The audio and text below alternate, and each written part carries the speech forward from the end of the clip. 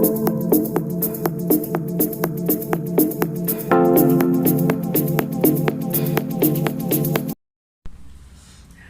Everyone, welcome back to my channel Gigs Girl. और जैसा कि आप जानते ही हैं कि मैं नीलू हूँ, ठीक है। तो आज हम जिस टॉपिक के बारे में डिस्कस करने वाले हैं वो टॉपिक ये है कि जैसे ही आप एमटेक फर्स्ट ईयर में जाते हो तो एमटेक फर्स्ट ईयर के फर्स्ट सेमेस्टर में जैसे ही आप एंटर करते हो तो वहाँ पे क्या होता है कि बहुत सारी चीज़ें आपको नई नई दिखती है। नया कॉलेज होता है, नए फ्रेंड्स होते हैं और नए सब्जेक्ट्स भी होते हैं और कुछ आपको प्रोजेक्ट वगैरह भी असाइन होते हैं। और सब्जेक्ट्स में जो होते हैं जैसे कि मशीन लर्निंग और मतलब अलग अलग डिसेंट टेक्नोलॉजी के सब्जेक्ट्स होते हैं, तो वो भी आपको पढ़ने होते थ्योरी में, ठीक है। लेकिन जैसे ही आप फर्स्ट सेमेस्टर को ख़त्म करते हैं, आपका रिजल्ट आता है, सेकेंड सेमेस्टर में आप एंटर करते हो, तब से ही हमारी, जैसे कि अभी अप्रैल है और इससे पहले मार्च था, तो मार्च से ही इंटर्नशिप के लिए कंपनियां आना स्टार्ट कर देती हैं। तो जैसे कि अगर मैं अपने कॉलेज की बात करूँ, MNIT जयपुर की, तो MNIT में मार्च में इंटेल आई थी, इंटेल, और वो 40,000 पे कर रही थी इंटर्नशिप के लिए।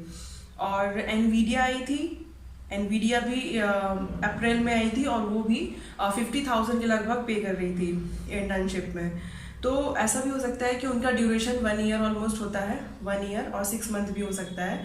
तो और इंटर्नशिप करने से पहले हमें सुपरवाइज़र का परमिशन लेना पड़ता है। जैसे कि फर्स्ट सेमेस्टर कंप्लीट होने के बाद ही आपके सुपरवाइज़र असाइन हो जाते हैं, या फिर फर्स्ट ईयर में ही असाइन हो जाते हैं, फर्स्ट सेमेस्टर में ही।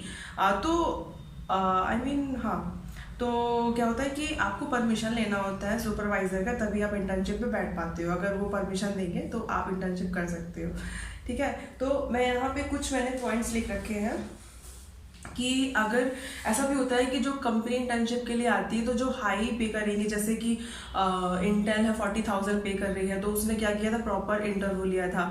और जो एनवीडिया है वो भी हाई पे कर रही थी, तो वो 50,000 पर मंथ पे कर रही थी एनवीडिया।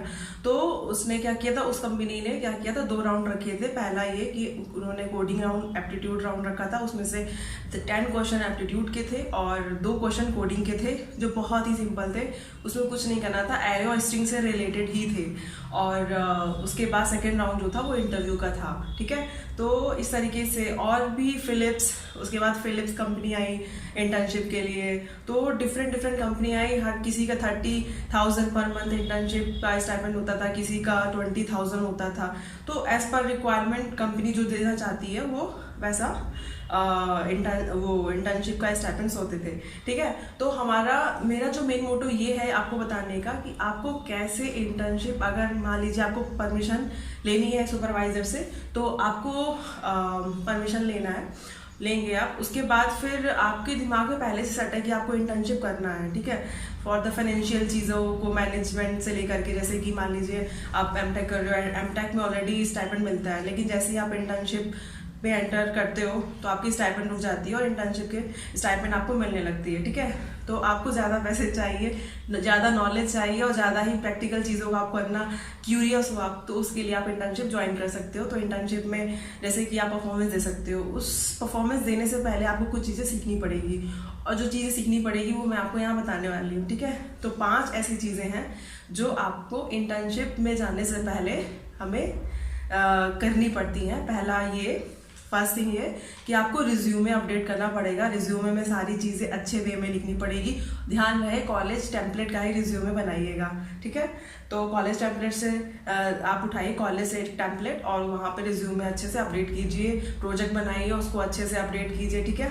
तो सेकेंड थिंग जो ये है वो ये है कि आपका जो भी कोडिंग राउंड होगा तो उसमें आप एरे और स्ट्रिंग सीख सकते हो अभी, ठीक है। उसके बाद धीरे धीरे आप ग्राफ और ट्री ऐसे टॉपिक में बाद में एंटर करिएगा। लेकिन अभी इंटर्नशिप के पॉइंट ऑफ व्यू आप क्या करिए, स्ट्रिंग और एरे को प्रिपेयर करिए, ठीक है। तो ये चीज़ें हो गई। उसके बाद थर्ड चीज़ ये है कि आपको इंटरव्यू के लिए अपना इंट्रोडक्शन तैयार करना है, ठीक है। इंट्रोडक्शन में आपको क्या क्या बोलेंगे, 2-3 लाइनों में सिंपल बोलना है। और उसके बाद इंटरव्यूअर आपसे ये चीज़ पूछेगा कि आप प्रोजेक्ट बताइए, प्रोजेक्ट जो भी आपने रिज्यूमे मेंशन किए रहे होंगे उसको आप एक्सप्लेन करने के लिए बोलेगा।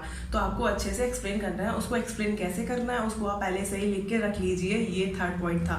4th पॉइंट ये है कि आपको उप्स कॉन्सेप्ट सीखने हैं। उप्स कॉन्सेप्ट आई मीन जैसे कि आप इंटरव्यू में बैठोगे तो आपसे इंट्रोडक्शन पूछा, प्रोजेक्ट पूछा, उसके बाद आपसे उप्स कॉन्सेप्ट पूछेगा। उप्स कॉन्सेप्ट मतलब object oriented programming related concepts, कैसे क्या उसके कॉन्सेप्ट्स है, कैसे उसके जो भी पिलर्स हैं, कैरेक्टरिस्टिक हैं, सारे आपको एक्सप्लेन करना आना चाहिए। ठीक है। तो 5th जो लास्ट पॉइंट मेरा ये रहेगा कि आपको थोड़ा एसक्यूएल क्वेरी पे कमांड रखनी है। ठीक है। किस पे? एसक्यूएल क्वेरी पे। तो आप प्लीज एसक्यूएल क्वेरी की प्रैक्टिस कर दिए, हैकर रैंक में जाइए, वहां पे कोई भी, क्योंकि ऑनलाइन प्लेटफॉर्म आपको मिल जाएगा रन कराने का, तो सीधे वहां पे सिलेक्ट करिए माई एसक्यूएल और वहां पे जाके माई एसक्यूएल या फिर माई सीक्वल कुछ लोग बोलते हैं, तो वहां पे जाके एसक्यूएल की क्वेरी को रन कराइए। ठीक है।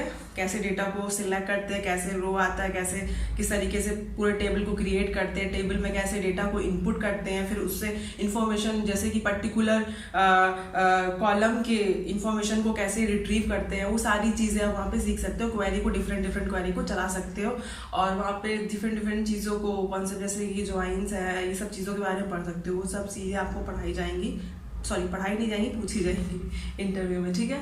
तो इंटर्नशिप के लिए ये चीज़ें जो मैंने अभी बताई हैं आपको, प्लीज़ आप उसको नोट डाउन करिएगा और तैयार रहिएगा। ठीक है।